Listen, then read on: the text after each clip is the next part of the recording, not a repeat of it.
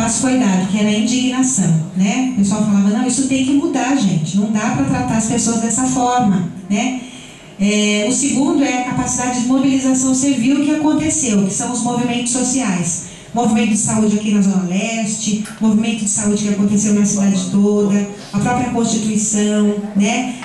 O SUS, da forma como ele foi pensado, pensando na participação social, nos conselhos gestores, pensando nessa opinião de quem usa o serviço para poder reivindicar e dizer o que quer, né? Então, tá vendo como vem, né? Vem de uma história isso? Hoje o que a gente está vivendo aqui, com o Conselho Gestor do CAPES, com vocês fazendo essa peça linda, é todo fruto dessa caminhada que foi feita, que começou lá atrás, né? E que todo mundo pode participar.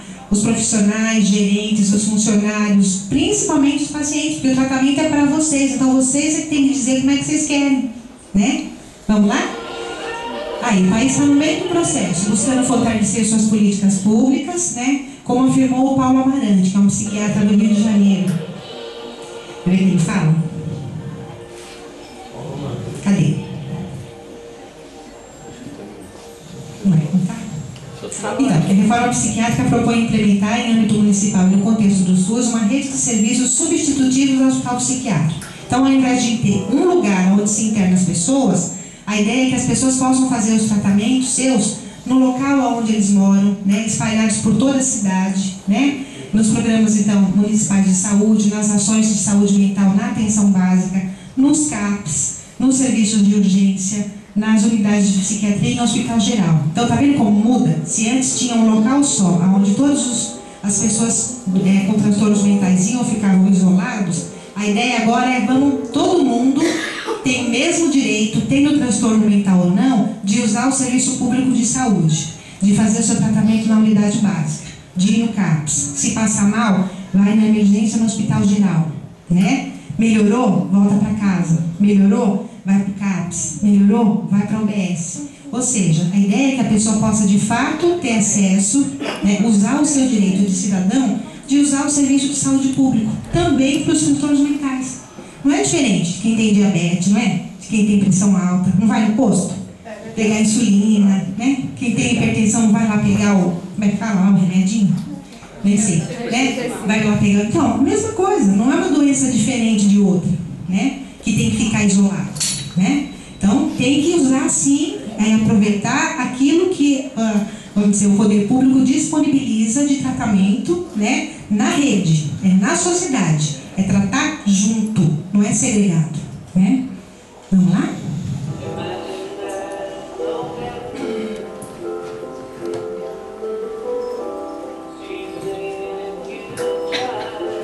Aí o CAP surge nesse contexto. Em 1987, pelo governo estadual, criaram vários CAPs na cidade de São Paulo.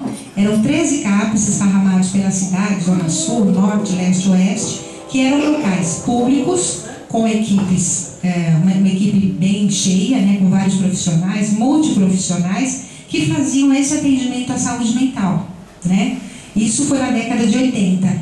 Este serviço aqui, antes de ser CAPS, era no ambulatório de saúde mental, de Itaquera, né? E ele foi fundado em 82. Não, 82 não. Foi 87, né? 87. Juntamente com os outros serviços de saúde mental que foram criados na cidade. Segundo essa pesquisa de 2009, por Silmara Maciel, 60 mil pessoas continuam presas em algum hospício brasileiro. Isso é uma notícia triste, né? Porque apesar desse avanço que a sociedade teve, em São Paulo teve, ainda existem hospitais psiquiátricos no Brasil, onde infelizmente as pessoas estão nessa mesma situação de segregação, de isolamento e de desumanidade, né? Algo que vem sendo tentado transformar, fechando hospitais psiquiátricos, né? Mas ainda isso existe. Então essa é uma realidade triste que ainda existe, por isso essa luta, né? E as famílias? Como ficam? O que vocês acham? O que acontece com a família? Tem um papel fundamental, né? Fundamental para tratar, para ajudar, para colaborar, né? Para ser coparticipante nesse processo de de tratamento do paciente, né? O papel da família é imprescindível nessa caminhada, né?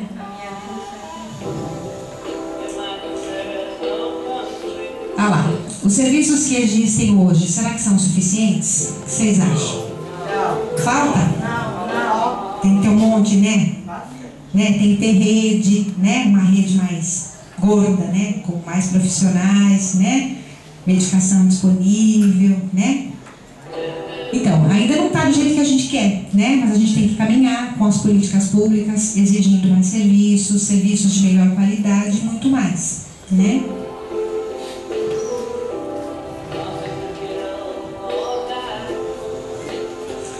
Muitas questões, mas sem dúvida uma certeza. Todos nós precisamos ser tratados com dignidade, respeito, carinho, usando o máximo de nossas potencialidades e lembrando que todos são iguais perante a lei. E ainda...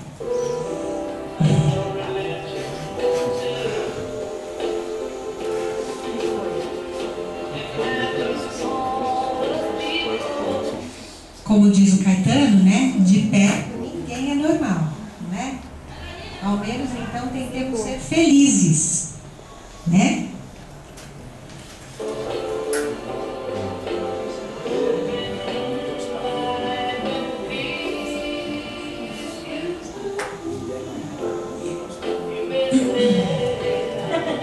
Nesse contexto, é bom recordarmos as palavras ditas por Eduardo Galeano no terceiro Fórum Social Mundial em Porto Alegre.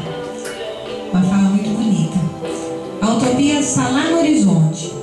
Me aproximo 2 passos, ela se afasta 2 passos. Caminho 10 passos e o horizonte corre 10 passos.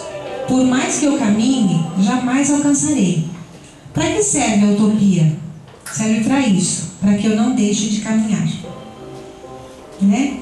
Então, fiquei muito emocionada com essa apresentação aqui, né?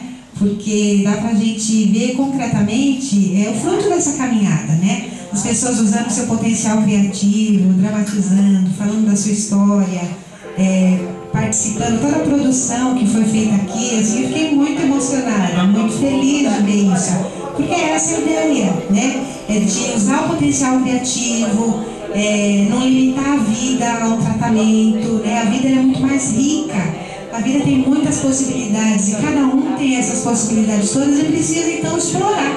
Vamos explorar, vamos correr atrás do que pode, de criar, inventar, cantar, dançar, fazer peça de teatro, se divertir, ser feliz, né? A vida não pode se restringir só à questão de tratamento, a vida é muito mais do que isso. Então eu pude ver isso aqui, nessa peça, assim, fiquei muito feliz, muito emocionada, porque a vida é plena, ela é múltipla, e deu para ver isso aqui com vocês.